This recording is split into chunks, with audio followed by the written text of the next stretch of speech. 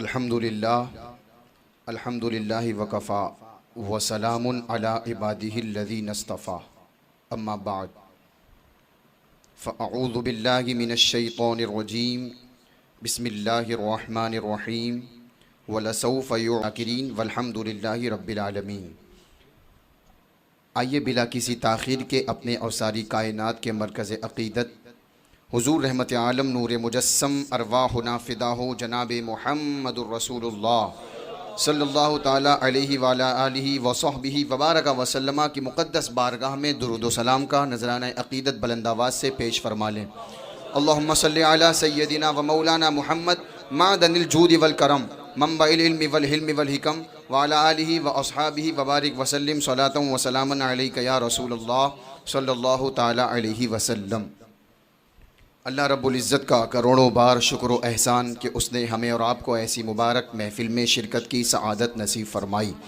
اللہ رب العزت اس مبارک محفل کو قبول فرمائے اور اس میں حاضرین میں اور منتظمین جتنے لوگ ہیں سب کو دارین میں بہتر سے بہتر صلہ جزا عطا فرمائے۔ آپ ہر ماہ بلا ناغہ امام اہل سنت اعلیٰ حضرت امام احمد رضا قادری قدس سرہ العزیز کے نعتیہ دیوان سے چند اشعار کی تشریح سماعت فرما رہے ہیں۔ اسی کی ایک کڑی امام اہل سنت اعلیٰ حضرت رضی اللہ تعالی عنہ بارگاہ نبوی میں یوں عرض کرتے ہیں: حبیب یا رسول اللہ علیہ الصلاۃ والسلام، دل ابس خوف سے پتا سا اڑا جاتا ہے، دل ابس خوف سے پتا سا اڑا جاتا ہے، پلہ ہلکا سہی بھاری ہے بھروسہ تیرا۔ سب سے پہلے لفظی تشریح سماعت فرما لیں۔ ابس کہتے ہیں بیکار کو، بے فائدہ، فضول۔ پتا سا اڑنا یہ محاورہ ہے، مطلب پریشان ہونا، گھبرا جانا۔ خوف کہتے ہیں آنے والی پریشانی سے جو ڈر پیدا ہوتا ہے اسے خوف کہتے ہیں۔ پلہ یہ ترازو کے ایک پلڑے کو پلہ کہتے ہیں، اور بھروسہ کہتے ہیں سہارے کو۔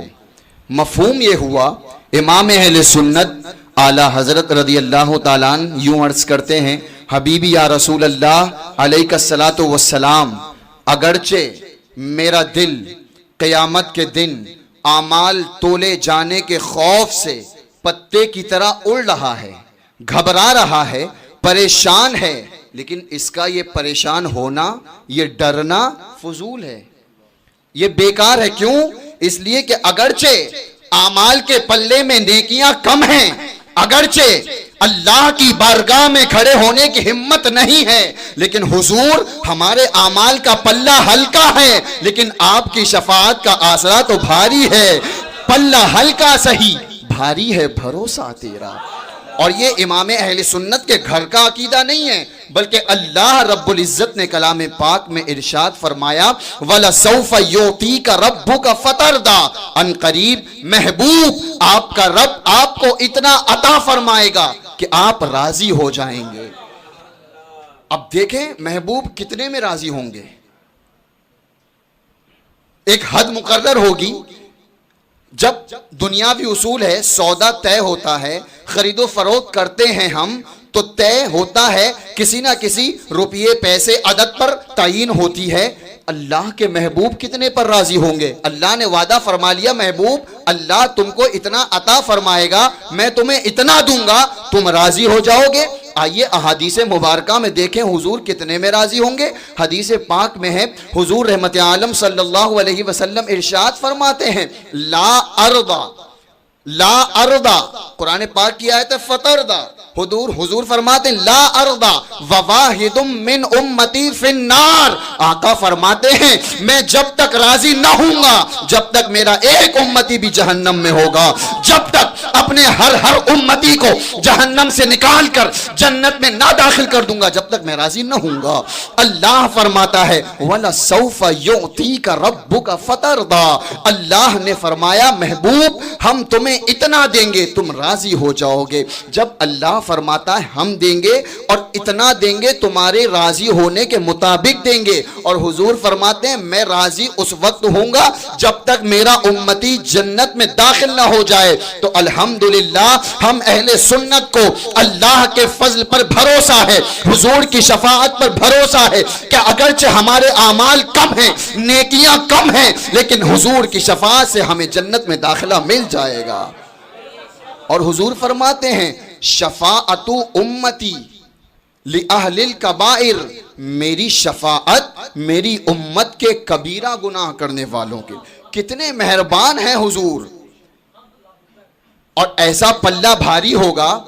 امام اہل سنت اسی کے بعد ارشاد فرماتے ہیں ایک میں کیا، اس کی تشریح کی ضرورت بھی نہیں ہے، اسی کے نیچے یہ شعر ہے لگتا ہوا۔ سماعت فرمائے میدان محشر کا عالم ہے، پلہ اعمال کا وزن ہو رہا ہے، تولا جا رہا ہے، اور اگر کسی کے نیکیاں کم ہو گئیں، آگے ارشاد فرماتے ہیں ایک میں کیا، میرے عصیاں کی حقیقت کتنی، یا رسول اللہ میری اوقات کیا ہے اور میرے گناہوں کی حیثیت کیا ہے۔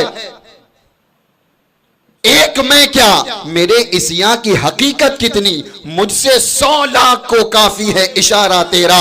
حضور اگرچہ ہماری نیکیاں کم ہیں، ہمارے پلے میں اعمال کا وزن کم ہے، لیکن حضور آپ ایک اشارہ فرما دیں گے مجھ جیسے 100 لاکھ لاتعداد بے شمار کا بیڑا پار ہو جائے گا۔ ایک میں کیا، میرے عصیاں کی حقیقت کتنی، مجھ سے 100 لاکھ کو کافی ہے اشارہ تیرا۔ شفاعت کی بات چل رہی ہے، شفاعت حضور کی ہے۔ شاداب بھائی پڑھ لیتے، پورا ذہن میں گھوم رہا تھا۔ میدان محشر کا نقشہ، امام اہل سنت اعلیٰ حضرت اسی حدیث کو نقل فرمانے کے بعد فتاوی رضویہ شریف میں ارشاد فرماتے ہیں میدان محشر ہوگا، نفسی نفسی کا عالم ہوگا۔ حضور اپنی امت پر کتنے مہربان ہیں وہ سماعت فرمائیں۔ نفسی نفسی کا عالم ہوگا، تمام انبیاء کرام نفسی نفسی فرمائیں گے، لیکن حضور کے لب پر انا لہا ہوگا۔ اعلیٰ حضرت لکھتے ہیں میں ہوں، یہ ہوگا حضور کے لب پر۔ تمام انبیاء کرام، تمام امتیں سر بگریبان ہوں گے، ڈر رہے ہوں گے، خوف سے تھرا رہے ہوں گے، لیکن حضور ساجد و قائم ہوں گے، حضور سجدے میں ہوں گے، حضور کھڑے ہوں گے، تمام اللہ کے حکم کے منتظر ہوں گے، لیکن حضور وہاں بھی مالک و مختار ہوں گے۔ ایسے عالم میں حضور سجدہ فرمائیں گے، سجدہ فرمائیں گے، ندا ہوگی ارفع رأسک یا محمد صلی اللہ علیہ وسلم، محمد میرے محبوب سر کو اٹھائیے، مانگیے، کہیے جو آپ کو سوال کرنا ہے، آپ کے سوال کو سنا جائے گا۔ آپ شفاعت فرمائیں، آپ کی شفاعت کو پورا کیا جائے گا۔ امام اہل سنت وہیں فرماتے ہیں کہ انبیاء کرام بھی شفاعت فرمائیں گے، اولیاء کرام بھی فرمائیں گے، صالحین بھی فرمائیں گے، شہداء کریں گے، حفاظ، یہاں تک کہ قرآن، کعبہ، یہ سب شفاعت کریں گے، لیکن شفاعت میں فرق کیا ہوگا؟ یہ تمام حضرات شفاعت کریں گے تو بالواسطہ کریں گے، اور حضور بلا واسطہ اللہ کی بارگاہ میں شفاعت کریں گے۔ کیا مطلب؟ انبیاء کرام ڈائریکٹ اللہ کی بارگاہ میں شفاعت نہیں رکھیں گے، صلحاء ہوں گے، اولیاء ہوں گے، انبیاء ہوں گے، یہ سب شفاعت حضور کی بارگاہ میں لے کر کے حاضر ہوں گے۔ اب حضور اللہ کی بارگاہ میں شفاعت پہنچائیں گے، اور جب تک حضور شفاعت کا دروازہ نہیں کھولیں گے کسی کو باب شفاعت کھولنے کی اجازت نہیں ہوگی۔ حضور رحمت عالم صلی اللہ علیہ وسلم شفاعت فرمائیں گے، ایک میں کیا، میرے عصیاں کی حقیقت کتنی، مجھ سے 100 لاکھ کو کافی ہے اشارہ تیرا۔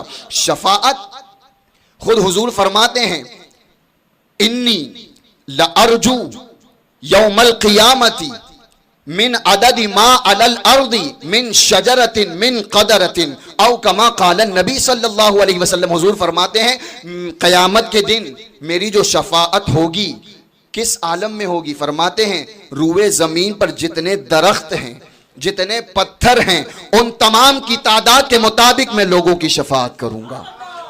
اور آگے شفاعت کس کے لیے ہوگی؟ بلکہ محدثین کرام اور فقہائے کرام کا فیصلہ ہے. البحر الرائق میں لکھا ہے کہ جو شفاعت کا منکر ہو سری کافر ہے، اس کے پیچھے نماز جائز نہیں. جو شفاعت کا انکار کرے کہ حضور کی شفاعت نہیں ہوگی وہ کافر ہے. حضور فرماتے ہیں، اب سنیں شفاعت کس کے لیے، وہ بھی فیصلہ حضور نے فرما دیا. حضور فرماتے ہیں شفاعتی حق، فرمانے رسول میری شفاعت حق ہے. لم یکم من اہلیہا، حضور فرماتے ہیں جو اس پر ایمان نہ رکھے وہ اس کا اہل نہیں ہوگا. حضور کا فرمان صراحت کے ساتھ موجود ہے کہ میری شفاعت حق ہے، جو اس کو مانے گا اسے ہی میری شفاعت نصیب ہوگی، اور جو انکار کرے گا اس کے لیے میری شفاعت نہیں ہوگی. امام اہل سنت نے میدان محشر کی جانب حضور کی شفاعت سے امداد طلب کرتے ہوئے عرض کیا، ایک میں کیا میرے اس یہاں کی حقیقت کتنی، مجھ سے 100 لاکھ کو کافی ہے اشارہ تیرا. اسی کے آگے امام اہل سنت عرض کرتے ہیں، یا رسول اللہ علیہ السلام، موت سنتا ہوں ستم تلخ ہے زہراب نام. موت سنتا ہوں ستم تلخ ہے زہراب نام، کون لادے مجھے تلووں کا غسالہ تیرا. حبیبی یا رسول اللہ علیہ السلام، لفظی تشریح تو یہ ہوئی، موت سنتا ہوں ستم کہتے ہیں تکلیف کو، تلخ کڑواہٹ کو، کڑوی چیز کو تلخ کہتے ہیں. زہرابہ یہ مرکب ہے زہر سے اور آب سے. فارسی زبان میں آب کہتے ہیں پانی کو، اور زہر یعنی زہر ملا ہوا پانی، زہرابہ. اور ناب کہتے ہیں خالص کو، پیور اصل چیز بالکل، اسے کہتے ہیں ناب. کون لادے مجھے تلووں کا غسالہ تیرا.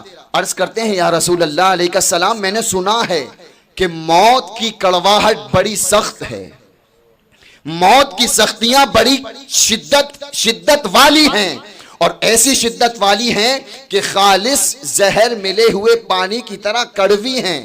یا رسول اللہ، لیکن اگر اس سختی کو، اس کڑواہٹ کو مٹھاس میں تبدیل کرنے کی کوئی شے ہے تو یا رسول اللہ آپ کے قدموں کا غسالہ ہے. اگر ایسے عالم میں احمد رضا کو آپ کے قدموں سے اترا ہوا پانی مل جائے تو یہ کڑواہٹ مٹھاس میں تبدیل ہو جائے گی. اور یہ بھی طریقہ اعلیٰ حضرت نے اپنے گھر سے نہیں دیا، بلکہ حضرت امیر معاویہ رضی اللہ تعالیٰ عنہ وصال کا وقت قریب ہے، وصیت کرتے ہیں گھر والوں کو، سنو میرے پاس جانے جانا سرکار صلی اللہ علیہ وسلم کے مبارک ناخن پاک ہیں، منہ مبارک ہیں، چادر شریف ہے. جب مجھے دفن کرنا تو تنہا زمین کے حوالے نہ کرنا، بلکہ حضور کے منہ مبارک میرے چہرے پر رکھ کر دفن کرنا، حضور کے ناخن پاک میری آنکھوں میں رکھ کر دفن کرنا، تاکہ قبر کی وحشت سے مجھے نجات ملے. یہ ہے تبرکات کی اہمیت. اور وقت جاتے وقت حضور کا دیدار ہو جائے، یا تو اعلیٰ حضرت صرف غسالے کی بات کر رہے ہیں کہ حضور کا تبرک مل جائے تو بیڑا پار ہے. حضرت بلال حبشی رضی اللہ تعالیٰ عنہ، اس شاقان مصطفیٰ کے سردار، زوجہ محترمہ موجود ہیں، گھر والے بیٹھے ہیں، آپ کے وصال کا وقت قریب آیا، لوگ رو رہے ہیں. آپ کی بیوی واہ ویلاہ، واہ حزنا، ہائے مصیبت، ہائے غم، افسوس کا مقام تھا. حضرت بلال حبشی رضی اللہ تعالیٰ عنہ دنیا کو خیر آباد کہہ کر اللہ و رسول کی بارگاہ میں حاضر ہو رہے ہیں، یعنی موت کا وقت قریب ہے. ایسے عالم میں حضرت بلال حبشی رضی اللہ تعالیٰ عنہ کے لبوں پر تبسم رقص کر رہا ہے. حضرت بلال حبشی رضی اللہ تعالیٰ عنہ مسکرا رہے ہیں. جاکنی کا وقت ہے. عالم تصور میں آئیے سوال کرتے ہیں حضرت بلال حبشی کے بارگاہ میں، حضور آپ دنیا سے جا رہے ہیں، بیوی بچوں کو چھوڑ کر جا رہے ہیں، بظاہر موت کی سختیاں آپ کے سامنے ہیں، عالم نزع آپ کے سامنے ہیں، لیکن کیا وجہ ہے کہ آپ مسکراتے نظر آ رہے ہیں؟ آپ کے لب پر مسکراہٹ کھیل رہی ہے. عالم تصور میں حضرت بلال حبشی رضی اللہ تعالیٰ عنہ جواب دیں گے، میرے نادان غلاموں، دنیا سے جانے کا غم اسے ہوتا ہے جو دل میں دنیا لے کر جاتا ہے، اور بلال دنیا سے اس حال میں جا رہا ہے کہ لحد میں عشق رخ شاہ کا داغ لے کے چلے, اندھیری رات سنی تھی چراغ لے کے چلے, تیرے غلاموں کا نقش قدم ہے راہ خدا, وہ کیا بہک سکے جو یہ سراغ لے کے چلے. دنیا دار دنیا سے جاتا ہے تو موت کی سختی, موت کی شدت اس کی نگاہوں کے سامنے ہوتی ہے, لیکن بلال حبشی جب دنیا سے جا رہا ہے تو بلال حضور کے ظاہری وصال کے بعد تو بہت تڑپے ہیں, یاد مصطفیٰ نے تڑپایا ہے, نہ دن کو چین تھا نہ رات کو چین تھا. اب وقت آیا ہے حضور سے ملاقات کا.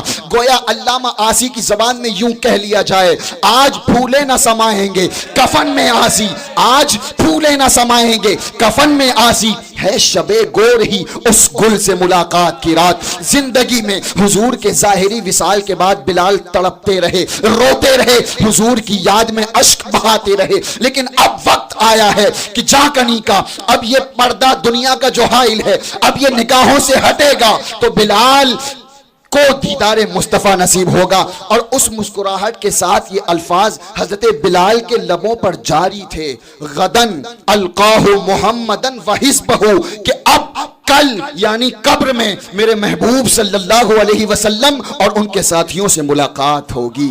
امام اہل سنت انہی تبرکات کی عظمت و اہمیت سے استمداد و استعانت چاہتے ہوئے عرض کرتے ہیں, یا رسول اللہ علیہ الصلاۃ والسلام, موت سنتا ہوں ستم تلخ ہے, زہرا بے ناب کون لا دے مجھے تلووں کا غسالہ تیرا.